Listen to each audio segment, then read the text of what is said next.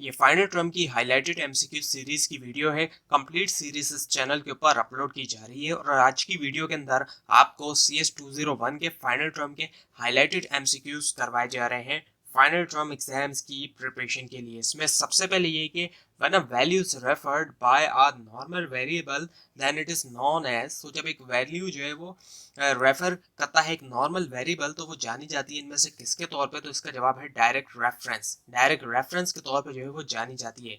उसके बाद है फिर के which of the following function is used to increase the size of already allocated memory chunk, इनमें से कौन सा फंक्शन जो है इसको यूज करते हुए इंक्रीज किया जाता है size already allocated memory chunk का, वो है री एलॉक। इसका आंसर है री alloc. So third one is the answer.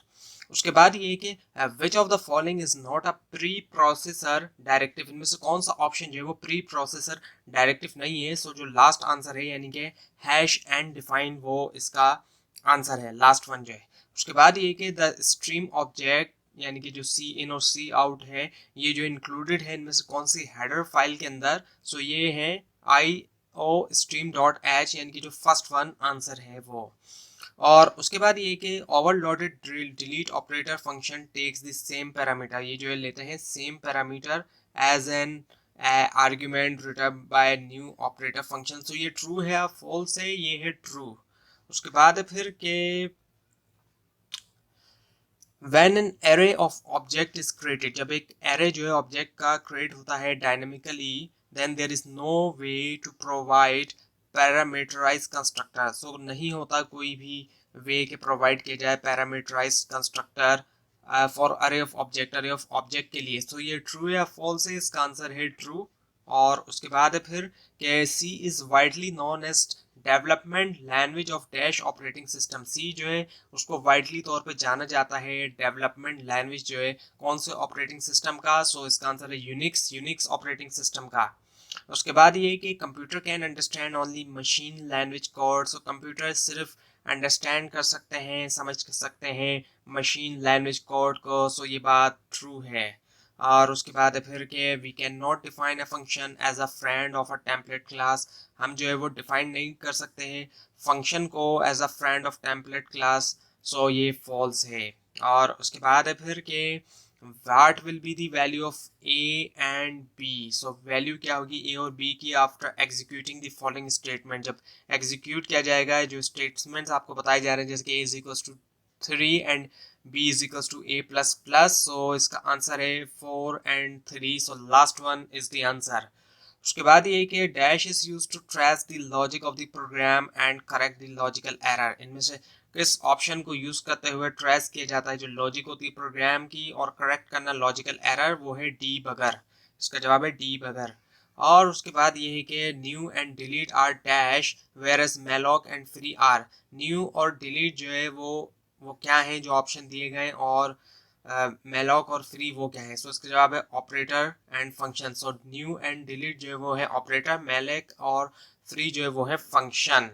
उसके बाद ये कि like member functions dash can also access the private data members of class. Member functions की तरह डैश फंक्शंस जो है वो भी एक्सेस कर सकते हैं जो प्राइवेट डेटा मेंबर्स हैं एक क्लास के। इसका आंसर है फ्रेंड फंक्शंस। और उसके बाद फिर which situation would require the use of a non-member overloaded operator। so कौन सी सिचुएशन जो रिक्वायर करेगी जो यूज है नन मेंबर ओवरलोडेड ऑपरेटर का, वो है the left most operand is an object of a class. उसके बाद है फिर के the stream insertion and stream extraction operators are already overloaded for, जो स्ट्रीम इंसर्शन और स्ट्रीम एक्सट्रैक्शन ऑपरेटर हैं वो ऑलरेडी ओवरलोडेड हैं किसके लिए, बिल्ट इन डेटा टाइप्स के लिए।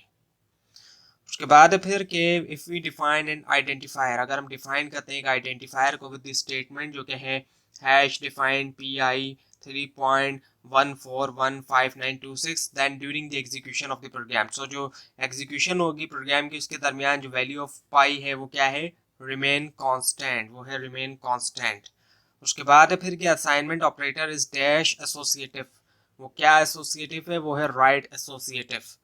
उसके बाद है फिर कि we whenever dynamic memory allocation is made in C और C plus plus it is freed. So वो है एक्सप्लिसिटली, ये है फ्रीड एक्सप्लिसिटली। उसके बाद है फिर के the approximate data type two store the numbers of rose and columns of the matrix is, वो है interrupt INT। So third second one is the answer. उसके बाद ये कि विच ऑफ द फॉलोइंग फंक्शन, इनमें से कौन सा फंक्शन जो है डू नॉट इनिशियलाइज नहीं करता द चंक ऑफ मेमोरी, जो चंक ऑफ मेमोरी है टू ऑल जीरो, वो है malloc function. So last one is the answer. और उसके बाद ये कि the function free returns back the allocated memory cord thorough calloc and मेलक टू, उसका जवाब है हीप, HEAP। और उसके बाद ये कि विड इज मेंबर फंक्शन ऑफ, विड जो है वो मेंबर फंक्शन है किसका, बोथ दोनों का, सी इन का भी और जो सी आउट ऑब्जेक्ट है। So third one is the answer. उसके बाद ये कि templates are not safe type, template जो है वो सेफ टाइप नहीं है, सो ये बात जो है वो फॉल्स है, सो फॉल्स इसका आंसर है। उसके बाद ये क्या matrix can be composed of interrupts, floats or double as their elements, best way to is to handle this। so जो बेहतर तरीका है इसको हैंडल करने का वो क्या है, यूज करना टेम्पलेट्स को। तो second one is the answer. उसके बाद ये कि in if structure, if structure के अंदर the block of statement is executed only, जो ब्लॉक ऑफ स्टेटमेंट है वो एग्जीक्यूट होता है सिर्फ तब जब when the condition is true, जब कंडीशन जो है वो है ट्रू। उसके बाद ये कि header file fstream.h includes the definition of the stream class। so इसका जवाब है fstream और offstream। उसके बाद फिर हमारे पास कि to access the data member of a stream structure is used, dash is used, so इसका जवाब है dot operator। उसके बाद ये कि e of bad good clear all are manipulators, so ये तमाम मैनिपुलेटर हैं, ये बात ट्रू है।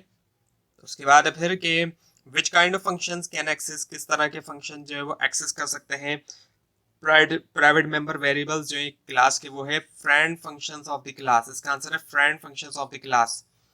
उसके बाद ये the return type of operator functions must always be void, जो रिटर्न टाइप है ऑपरेटर फंक्शंस की वो लाजमी तौर पे वॉइड हो, सो ये फॉल्स है। उसके बाद ये कि friend function of a class, जो फ्रेंड फंक्शन है क्लास की वो क्या है, नन मेंबर फंक्शन है। और उसके बाद फिर के the normal source of cin object है, जो नॉर्मल सोर्स है सी इन ऑब्जेक्ट की वो इसमें से क्या है, वो है कीबोर्ड। और उसके बाद फिर के which of the following is correct way to initialize a variable x of interrupt type with value 10, वो है interrupt x is equal to 10 and the semicolon, और second one is the answer. उसके बाद ये कि all a template function must have at least dash generic type data, so होना चाहिए E1 generic type data. उसके बाद which of the following statement is best regarding declaration of friend function, इनमें से कौन सा जो स्टेटमेंट है वो बेस्ट है जो डिक्लेरेशन ऑफ फ्रेंड फंक्शन के हवाले से, वो है last one, it can be declared anywhere in class as these are not affected by, क्योंकि ये अफेक्ट नहीं होते पब्लिक एंड प्राइवेट कीवर्ड से। उसके बाद ये कि which one of the following, इनमें से कौन सा ऑप्शन जो है वो इज द डिक्लेरेशन, वो डिक्लेरेशन है overloaded pre increment operator implemented, जो कि इम्प्लीमेंट किया जाता है as member function. So third one is the answer, class name operator plus plus. और उसके बाद ये कि user sorry class is a user defined, class जो वो यूजर डिफाइंड क्या है, डेटा टाइप है। उसके बाद है फिर के how many bytes will the printer pointer sorry interrupt PTR of type interrupt move in the following statement, interrupt PTR a plus is equals to 3, so इसका आंसर है 12 बाइट्स। और उसके बाद फिर के विच ऑफ द फॉलोइंग, इनमें से कौन सा ऑप्शन जो है इज द करेक्ट, वो जो है करेक्ट C++ सिंटैक्स है to allocate space dynamically for an array of 10 interrupt, so इसका जवाब है सेकंड वन इसका आंसर है। और उसके बाद ये क्या, pointer is a special variable that contain, pointer जो है वो क्या है, एक स्पेशल वेरिएबल है जिसके अंदर क्या है, मेमोरी एड्रेस। और उसके बाद ये कि reference value type data the code is return to dash the program, यानी कि कोड लिखा जाता है क्या करने के लिए, प्रोग्राम को इम्प्लीमेंट करने के लिए। और उसके बाद ये कि operator overloading can be perform through, operator overloading जो है उसको परफॉर्म किया जा सकता है किसके ज़रिए, फंक्शन के ज़रिए। तो ये थी आज की वीडियो। आपको इस बार में कोई क्वेश्चन है, खासतौर पर इसमें कोई मिस्टेक भी दिखाई दे तो वो भी ज़रूर हाईलाइट कीजिए। और इस पूरी सीरीज़ को देखने के लिए इस चैनल को सब्सक्राइब कीजिए, बेल आइकन के ऊपर क्लिक कीजिए। Thanks for watching this video and best of luck for your exams.